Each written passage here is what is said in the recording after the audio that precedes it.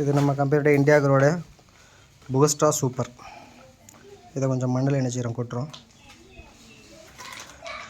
இது நம்ம India grow ப்ராடக்டோட க்ரோ மேஜிக் அட்வான்ஸ்.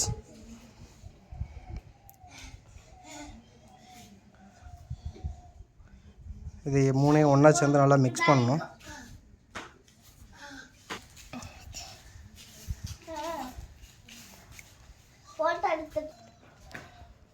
இது எலுமிச்சை வளர்ச்சி கம்மியாக இருக்குது, காயெலாம் நல்லா பெருசாக இல்லைன்னு சொல்லி சொன்னாங்க.